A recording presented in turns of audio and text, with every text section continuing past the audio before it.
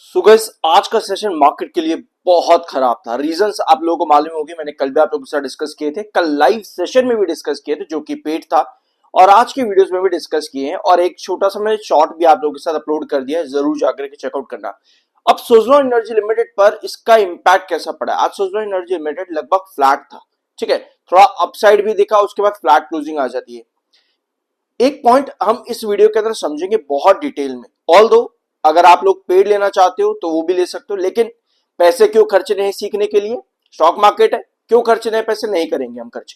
तो इसलिए इस वीडियो को बहुत प्यार से देखना है, क्योंकि इस एक वीडियो के अंदर आपको दो चीजें समझ में आएंगी। पहला है शॉर्ट टर्म और दूसरा है लॉन्ग टर्म।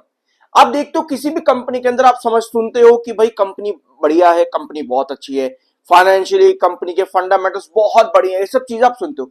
फिर भी वो कंपनी में ना गिरावट मिल रही होती है, उसके पीछे बहुत माइनर रीजन होते हैं। For example Suzlon energy limited गिरावट है, उसके रीजन क्या है, कंपनी का एग्जीक्यूशन, कंपनी का लैंड एक्विजिशन, कंपनी का मैनेजमेंट, छोटे छोटे छोटे छोटे पॉइंट्स है जिनको हम नजरअंदाज कर देते हैं। लेकिन अपार्ट फ्रॉम दिस ये सब बातें होती है लॉन्ग टर्म की। जब बात आती है शॉर्ट टर्म की, शॉर्ट टर्म में आपको क्या देखना होता है, शॉर्ट टर्म में आपको छोटी छोटी चीजें देखनी होती है। पहला टेक्निकल्स कैसे है, दूसरा चार्ट पर कैंडल क्या बन रही है, तीसरा वॉल्यूम डिलीवरी क्या है, चौथा आपकी न्यूज क्या चल रही है। ये टोटल 4 पॉइंट को जब आप इवैल्यूएट करते हो ना, आपको शॉर्ट टर्म ट्रेंड समझ में आ जाता है। लॉन्ग टर्म समझने के लिए आपको कंपनी की सारी पोजीशन अभी की क्या है और कंपनी का पास्ट कैसा रहा है और कंपनी की फ्यूचर प्रोबेबिलिटी, उसके अकॉर्डिंग आप लोग निकालते हो, ठीक है। अब आओ पहले आप खबरों पे जो भी हमारे पास पॉइंट्स है उनको देख लेते हैं। आज सेंसेक्स 1300 से ज्यादा नीचे गिरा है, वैलिड रीजन इसका यहां पर, ठीक है। और ये थी आपके सुज़लोन एनर्जी में जो हमने कल के वीडियो में डिस्कस किया था। आपके पास एक बढ़िया कैंडल बनी जिसको हम वेट एंड वॉच कैंडल कहते हैं, ये पूरा कंसेप्ट मैं आपको सिखा चुका हूं, पर चिंता मत करो इस वीडियो में भी आपको मिलेगा। हमने कल के दिन डिस्कस किया था कि जो आपको ये 40.85 वाला ट्रेंड है ना, ये रिजेक्शन पॉइंट, इस पर एक सस्टेनेबल कैंडल बनना जरूरी है कुछ इस तरीके से। अब क्या होता है कि कोई भी स्टॉक मान लो रिकवरी दे रहा है, ब्रेकआउट दे रहा है धीरे धीरे धीरे करके, वो भी ऐसा स्टॉक जो ऑलरेडी एक बड़ा फॉल दे चुका है, क्या वो इस रिकवरी को ब्रेकआउट्स के अंदर कन्वर्ट कर पाएगा।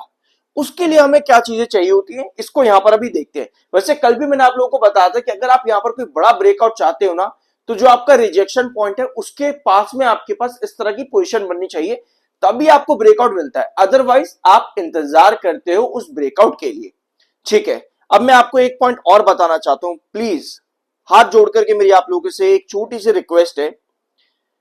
यहां पे आपको नजर आ रहा होगा, ठीक है, ये कैंडल आपको नजर आ रही है यहां पर, ये कैंडल क्या इंडिकेट करती है, बहुत सिंपल सी चीज है। ये कैंडल इंडिकेट करती है आपको बायर साइड में, ठीक है, ये कैंडल बायर साइड में इंडिकेट करती है। अब हमने क्या किया, इस कैंडल को बायर साइड में ले लिया, हमने सेशन के आखिर में, मतलब मान लो ये जब सेशन चल रहा था इसके आखिर के आधे घंटे तक ये पोजीशन बनी हुई थी। अब हम क्या करेंगे, यहां पर हम ट्रेड के लिए जाते हैं। अगले सेशन में क्या पॉसिबिलिटी, क्योंकि ये कैंडल बायर साइड को इंडिकेट करती है, तो मैं यहां पर बाय के लिए जाऊंगा, मैंने बाय कर लिया, ठीक है। अब अगले सेशन में मुझे उसका फायदा मिल चुका है, ठीक है, अगले सेशन में मेरे को उसका फायदा मिल गया। फॉर एग्जाम्पल मान लो मैं इस कैंडल को देख करके, जो कि almost wait and watch candle है, और हमेशा इस कैंडल का ब्रेकआउट आपको मिलता ही मिलता है ना, ठीक है। तो लेकिन क्या हुआ, मेरे को ना अगले सेशन में मान लो ये कैंडल नहीं बनती बल्कि आपको गिरावट मिल जाती, तो मैं क्या करता। देखो यही सबसे बड़ा डिफरेंस है। हम एक कैंडल को समझते हैं, मान लो ये कैंडल मुझे पता है ब्रेकआउट देगी ही देगी, लेकिन इसका उल्टा हो गया, इसका उल्टा हो गया, मुझे अपनी पोजीशन को चेंज करना पड़ेगा। इसको कहते हैं अडेप्ट करना, अडेप्ट करना इसको कहते हैं। मैं हाथ पर हाथ धरे नहीं बैठूंगा कि भैया ये कैंडल तो मुझे ब्रेकआउट बता रही थी, मैंने एंट्री भी कर ली लेकिन गिर गया, तो अब मैं क्या करूंगा, मैं हाथ पर हाथ धर के तो नहीं बैठूंगा ना, मैं अपने आप को अडेप्ट करूंगा कि भाई गिर गया तो अब क्या पॉसिबिलिटी है, एग्जिट, ये पॉसिबिलिटी है क्या, तो उसके अकॉर्डिंग मैं अपने आप को चेंज करूंगा। ये चीज आपको समझनी होती है। लेकिन हमें मिला ब्रेकआउट, जो कि बिल्कुल सही बात भी, क्योंकि इस कैंडल के बाद ब्रेकआउट ही मिलता है। लेकिन मैं आपको दूसरी पॉसिबिलिटी बता रहा हूं कि मान लो अगर चीजें आपके अगेंस्ट चली जाती हैं, तो आपको अडेप्ट करने की जरूरत है, ठीक है। अब आज की जो कैंडल है ये है सेल ऑफ की कैंडल, ये वाली कैंडल सेल ऑफ की है, ठीक है, इसमें ऊपर की टेल लंबी है। जब भी आपके पास इस तरह का पैटर्न बने, मैंने आपको रिलायंस पावर में भी कल बहुत अच्छे सिखाया था इस चीज के बारे में, आपके पास एक ब्रेकआउट मिलता है, अगले सेशन में आपके पास इस तरह की कैंडल बनती है, ये इंडिकेट करती है बेयरिश ट्रेंड। मतलब कि वापस से ये ट्रेंड आपका घूम करके नीचे की तरफ आ रहा है। अब ये आपको समझ में आ गया, आप कहोगे ओह अच्छा ये बता रहा है कि यहां से गिरावट होने वाली है। अब आप क्या करोगे, भाई तूने तो बोला था गिर जाएगा गिर जाएगा, तूने तो ऐसे बोला था कि गिरेगा। अब यही सबसे बड़ा डिफरेंस है यहां पर। ये कैंडल सेल को इंडिकेट करती है, मैंने आज के दिन कर दिया एग्जिट। अब कल क्या होता है, सुजलॉन एनर्जी लिमिटेड ड्रॉप करता है टुवर्ड्स 41.20 के पास में, 41.20 के पास सुजलॉन ड्रॉप करता है कल के दिन, क्योंकि ये कैंडल सेल को इंडिकेट कर रही है।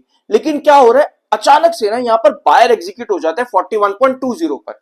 और क्या करता है सुजलॉन, एक ड्रॉप करता है ओपनिंग सेशन में, फिर वापस से बढ़ता बढ़ता बढ़ता ऊपर चले जाता है। इसका मतलब ये नहीं हुआ कि इस कैंडल ने मुझे बेवकूफ बना दिया, या फिर मैंने बोला था गिरेगा तो ऊपर कैसे चला गया, भाई तू तो पागल बना रहा है। इसका मतलब ये नहीं हुआ। इसका मतलब ये है कि मैंने अपने आप को अडेप्ट नहीं करा। इसका मतलब ये है कि अगर मैंने इस सिचुएशन पर एंट्री करी थी और मैंने यहां पर एग्जिट कर दिया, फॉर एग्जाम्पल मैंने एग्जिट ही नहीं करा, ठीक है, मैंने एग्जिट ही नहीं करा, मैं क्या कर रहा हूं कि भाई अगर ये सेल को इंडिकेट करते ना, मैं कल का इंतजार कर लेता हूं, देखता हूं कि ये जो पुरानी वाली बॉडी है इसकी ऊपर की बॉडी की तरफ क्या मेरे पास बायर आते हैं। अगर आते हैं तो मैं अपने आप को अडेप्ट करके यहां जो मैंने एंट्री करी थी उसको मैं होल्ड करूंगा, और अगले रिजेक्शन जो कि 43 के पास में है वहां पर जाकर के एग्जिट करूंगा, या फिर फर्दर और होल्ड करूंगा। मैं अपने आप को अडेप्ट कर रहा हूं अगले सेशन के लिए कि क्या पता 41.20 पर अचानक से आपके पास कैंडल ऊपर की तरफ उठ जाए, नीचे के टेल में बाहर आ जाए। अगर ये पोजीशन बनते इसका मतलब मैं अडेप्ट कर रहा हूं, मैंने एग्जिट नहीं करा।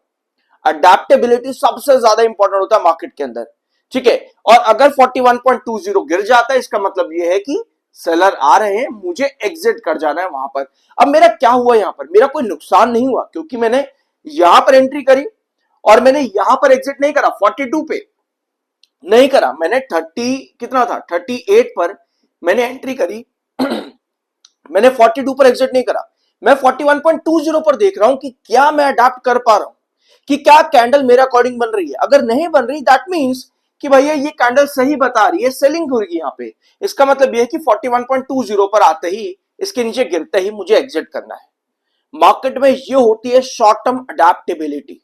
शॉर्ट टर्म अडेप्टेबिलिटी यही होती है। एक बार आप इस पूरे कॉन्सेप्ट को समझ जाओगे ना, आपके लिए बहुत बढ़िया चीज रहेगी। यहां पर आपको वॉल्यूम्स, डिलीवरीज, कंपनी के टेक्निकल्स, कंपनी में खबर क्या आ रही है, ये सब चीजें भी देखनी होती है, क्योंकि 41.20 पर ये सेलर कैंडल दिखने के बाद में तभी रिवर्सल देगा जब आपके पास या तो खबर होगी, या टेक्निकल्स होंगे, या वॉल्यूम्स और डिलीवरी होगी। वॉल्यूम डिलीवरी डजंट मीन कि आपके पास वॉल्यूम बढ़ रहा है, ओह भैया बाहर आ रहे हैं, नहीं। वॉल्यूम में डिलीवरी ज्यादा होनी जरूरी है, और डिलीवरीज कैसे, वीकली और मंथली बेसिस पर ज्यादा। इस तरीके से आप अपने आप को अडाप्ट करते हो। क्योंकि मैं आपको ये सब चीजें इसलिए बता रहा हूं क्योंकि आज बहुत बुरे बुरे कमेंट है, मेरे 2-4 वीडियो जो आज अपलोड करे उन पे बहुत बुरे बुरे कमेंट है, कोई गाली दे रहा है, कोई कुछ कर रहा है। बात यही है कि अडेप्टेबिलिटी कितनी ज्यादा जरूरी होती है मार्केट के लिए। मैं आपको एक स्क्रीनशॉट दिखाऊंगा मेरे व्हाट्सएप ग्रुप का अगले वीडियो के अंदर, तो सब्सक्राइब जरूर करना उसके लिए। कल मैंने डायनेटिक गैस का आप लोगों के साथ वीडियो डिस्कस किया था। अब मैं आपको एक चीज और बताता हूं, मैंने अभी शॉर्ट टर्म आपको बताया, अब ये देखो लॉन्ग टर्म के अंदर क्या है। अब लॉन्ग टर्म में ये स्टॉक ना लगातार गिरता गिरता गिरता गिरता यहां तक गिरा है। अभी ये क्या कर रहा है, 38 से लेकर के 41.80 के बीच में कंसोलिडेट कर रहा है।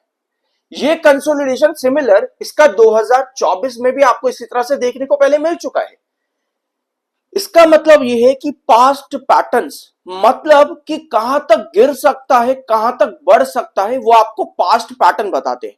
अब अगर मैं आपको यहां पर बोलूं कि ये वाला कंसोलिडेशन अगर नहीं टिक पाता तो ये स्टॉक आपको गिरता देखने को मिलता है लगभग 36 के पास, 36 का इसका बेस है। अब कोई इसको सुनेगा कि भाई ये तो बता रहा 36 तक गिर जाएगा, ओहो भाई तूने तो बताया था 36 पर गिरेगा, ये तो 42 हो गया, तू तो पागल बना रहा है। मैं आपको ये बता रहा हूं, इसका मतलब ये है कि अगर ये वाला कंसोलिडेशन टूटता है तो आपका नेक्स्ट बेसलाइन कहां पर बनता है, और अगर ये कंसोलिडेशन ब्रेकआउट करता है तो आपका नेक्स्ट रिजेक्शन कहां बनता है, 43 पर।